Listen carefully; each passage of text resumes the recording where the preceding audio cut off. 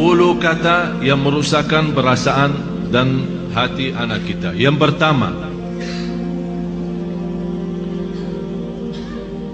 kita suka mencaci maki anak kita.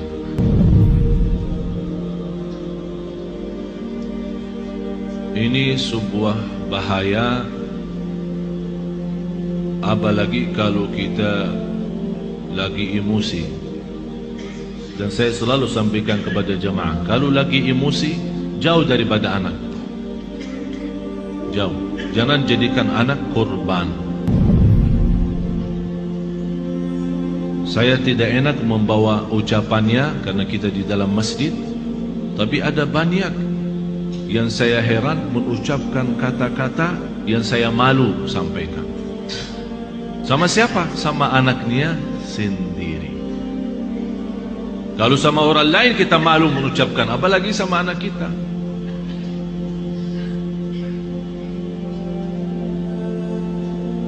Jadi salah satu kata yang pertama dari 10 adalah caci maki. Yang kedua, kita menghina anak kita. Bagaimana menghina anak kita? Ya di depan kawan-kawannya.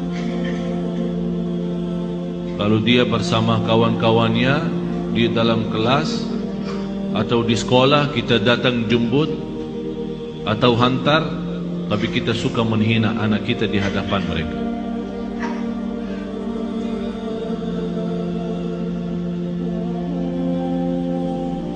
Malah ada yang pernah berkata,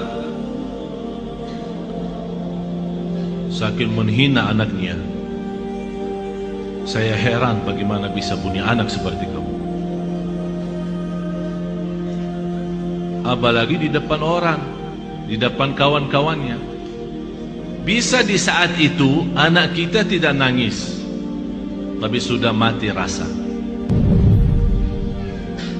Sudah mati rasa. Akhirnya menjadi hati kecil. Susah kita bina untuk menjadi anak salih salihah karena kita sudah hancur duluan. Sudah kita hancurkan duluan. Itu yang saya selalu sampaikan. Itulah namanya durhaka orang tua kepada anak sebelum anak durhaka kepada orang tua. Atau kalau dia punya saudara banyak, jangan menghina.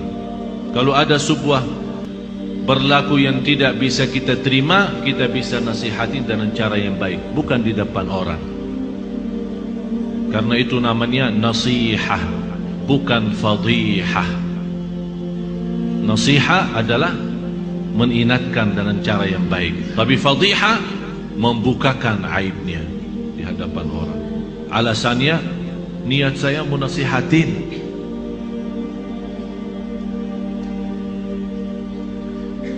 Yang ketiga, selalu kita suka membawa bandingannya dia sama orang lain.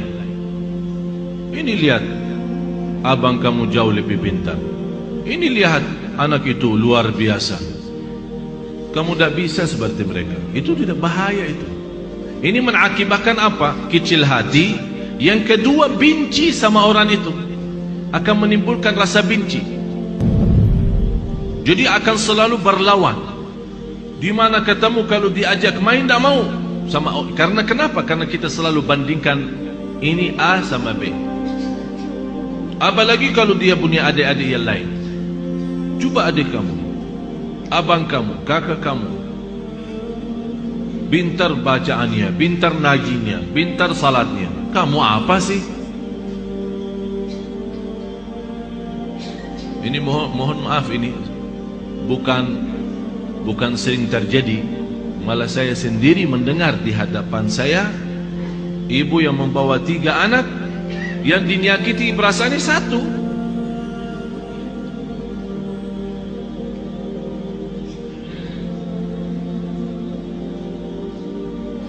Bahaya lidah itu. Bahaya.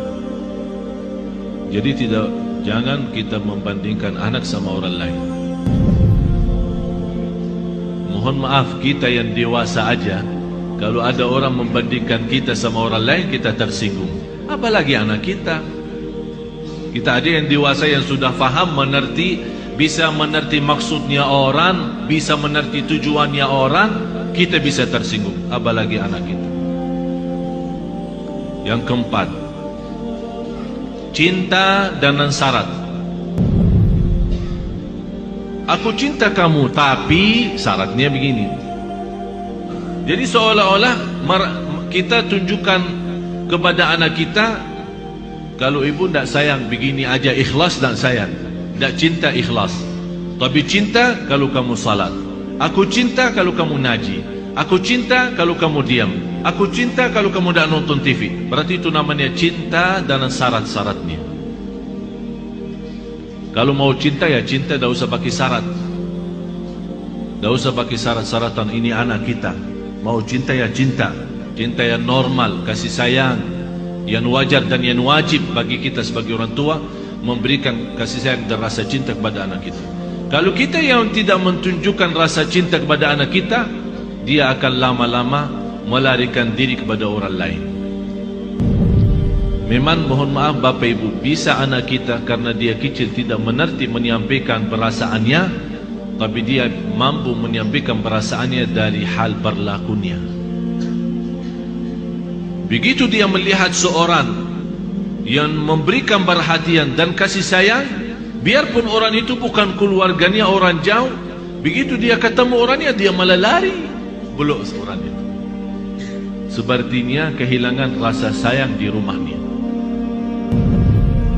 Dan banyak saya perhatiin anak-anak yang datang kepada saya begitu melihat anaknya sambil peluk dan cium saya bilang dalam hati saya, kasihan, kehilangan rasa cinta dan sayang dalam rumahnya. Yang kelima, kita menyampaikan kepada anak kita info-info atau informasi yang salah. Maksudnya apa informasi yang salah? Laki-laki tidak boleh nangis. Siapa yang bilang? Bapak-bapak nangis enggak? Nangis kan? Berarti salah kita berkata sama anak kita, kalau laki-laki tidak boleh nangis. Siapa yang bilang? Biarin dia nangis. Kalau dia nangis, ayo nangis lagi sayang. Bukan laki-laki tidak boleh nangis. Itu membuat apa? Mengakibatkan sakit jiwa. Karena setiap dia mau nangis, dia bertahan. Alasannya informasi yang salah, laki-laki tidak boleh nangis. Akhirnya dia tahan-tahan, menjadi beban, lama-lama sakit jiwa. Betul, ini betul. Jangan dianggap, tidak terlalu. Terlalu.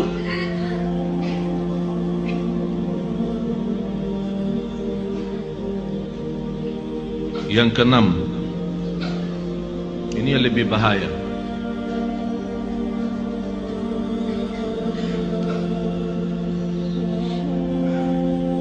Kita selalu memberikan ancaman. Ayo makan habisin. Kalau tidak datang hantu.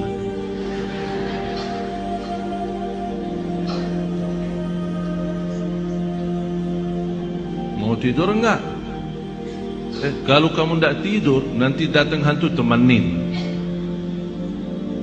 Ini selalu kita, niat kita apa? Niat kita supaya dia cepat tidur, tapi mengakibatkan dalam perasaannya banyak hal yang tidak bagus. Padahal anak kita dari sisi psikologi jiwa dan akal, dari usia 2 tahun sampai 6 tahun dia mampu menguasai 7 bahasa. Ini bukan sembarangan. Ini ada orang keahlian psikologi akal dan jiwa membuktikan anak dari usia 2 tahun sampai 7 tahun, kalau diberikan perhatian sepenuhnya, dia mampu dari sisi psikologi akal dan jiwa mampu menguasai 7 bahasa. Bahasa kita, bahasa daerah, bahasa Arab, bahasa Inggris, terserah. 7 bahasa.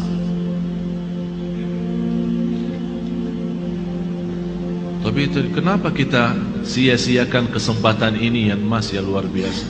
Kenapa kita siakan? Yang ketujuh, Kita selalu melarang anak kita berlaku sesuatu tapi tanpa sebab. Artinya tanpa menjelaskan kenapa. Tak boleh ini. Dia minta sesuatu, tidak ada. Saya mau ke sana, tidak boleh. Saya tidak ada, diam sini. Jadi kita suka larang, tidak boleh, tidak ada, tidak bisa, tapi kita tambah menjelasin sebabnya. Kalau anda mau larang, tolong jelasin sebabnya. Tak boleh nonton TV kalau sudah malam, karena nanti mengganggu matamu. Ini ada alasan kenapa kita larang. Kalau makan sampai habiskan makanannya, karena di dalam makanan ada barakah. Kita tidak tahu di barakahnya yang di mana.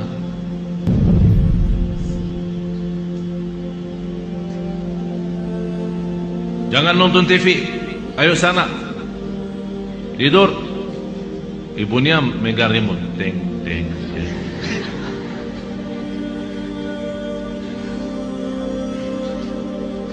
Anak kita bisa pendiam ya. Mungkin ada di antara anak ibu-ibu yang suka lawan. Tapi ada yang diam sudah masuk ke kamarnya. Tapi Allah Maha tahu perasaannya apa di saat itu. Dilarang nonton TV, malah ibunya enak-enak nonton TV.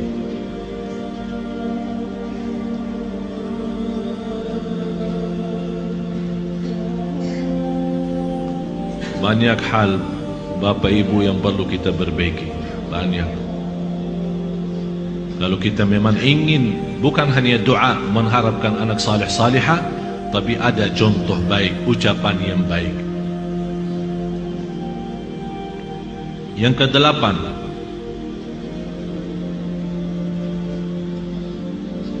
menghancurkan perasaan atau menghancurkan kepercayaan anak terhadap dirinya. Kamu bodoh selama-lamanya, tak bakal jadi pintar. Astaghfirullahaladzim. Ada orang sejahat itu. Jadi walaupun dia sudah ada niat untuk berikhtiar, berusaha, kita sudah habis-habisan, tak ada. Memang kamu diciptakan oleh Allah bodoh seperti ini. Saya nyesal punya anak seperti kamu. Saya benci hari kelahiran kamu. Bapak Ibu, saya mengucapkan ini bukan dari saya. Saya punya telinga mendengar apa yang kata orang. Masa saya benci hari kelahiranku, hari kelahiran kamu? Jadi seolah-olah mengikatkan hari kelahiran anak kita hari misal Sabtu. Jadi saya benci Sabtu gara-gara kamu. Ya Allah, ini sudah betul-betul menghancurkan total anak kita. Yang ke-9, kita berdoa terhadap anak kita doa yang buruk. Saking kesal perasaan kita sama anak kita, dan dia keluar dari rumah tanpa minta izin dan ridha kita, langsung kita, mudah-mudahan kamu celaka. Rasulullah sallallahu alaihi wasallam melarang orang tua mendoakan anaknya buruk. Kalau terjadi diijabah doanya akan nyesal, kata Rasulullah. Biarpun ibunya, biarpun bapaknya betul-betul sakit hati sama anak, begitu dia mendoakan celaka, terjadi kecelakaan itu, pasti dia nyesal dan sedih, bisa nangis, dan bisa tidak memaafkan dirinya terhadap apa yang telah dia ucapkan. Kalau anda tidak mampu saking sakit hati sama anak kita, tidak bisa mendoakan baik, kembali lagi lebih baik diam. Kalau tak bisa berdoa baik, lebih baik diam. Tapi bahaya, jangan mendoakan anak ini celaka. Salah satu kawan saya yang pernah saya ceritakan, yang punya 3 impian, 3 harapan, ingin kembali sihat karena dia sekarang sakit lumpuh dari umur usia 18 sampai sekarang hampir 40-an.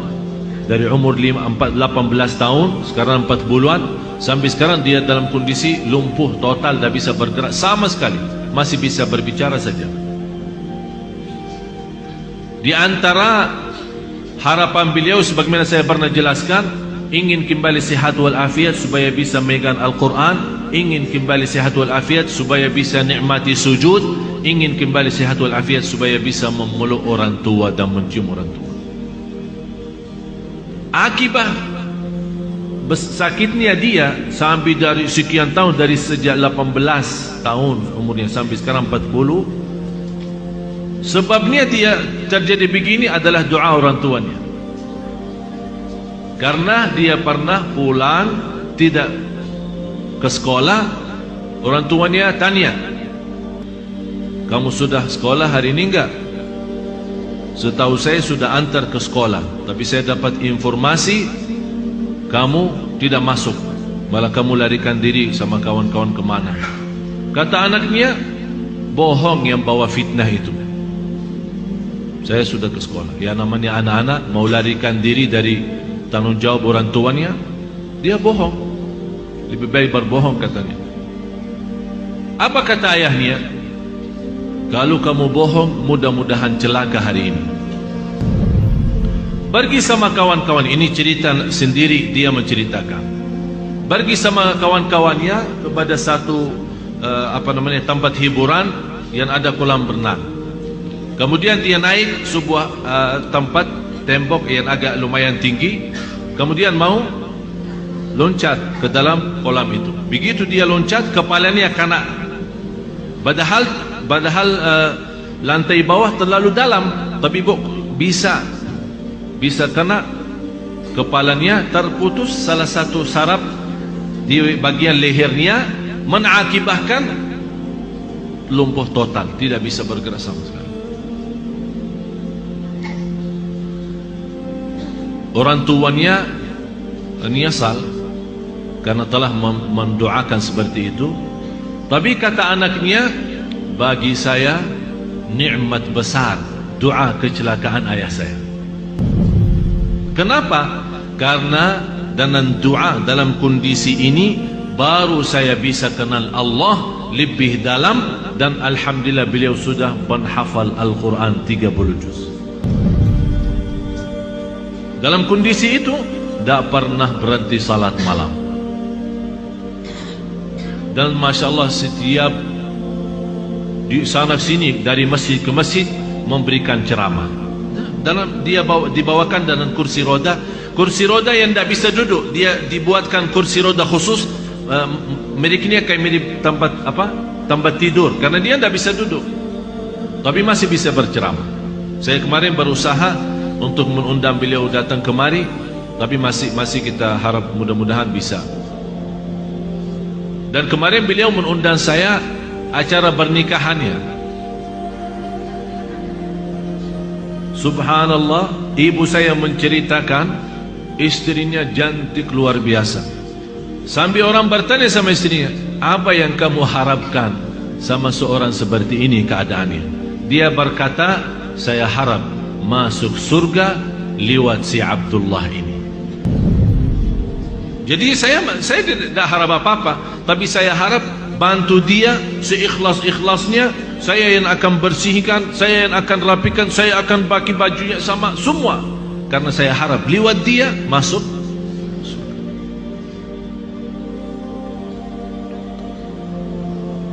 Yang terakhir 10 kata. Yang ke-10,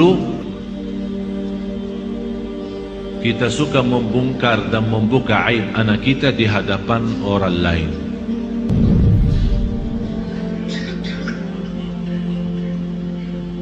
Ini anakku dah ada malunya, kalau tidur suka kencing di atas tempat tidurnya, suka buang air di tempat tidur. Capek aku setiap hari bersihin tempat tidurnya karena bekas kencingnya. Ini kan dicerita sama kawan-kawannya di sekolah. Apa yang akan terjadi? Kawan-kawannya apa? Senang atau gimana? Kesempatan kan? Setiap dia datang,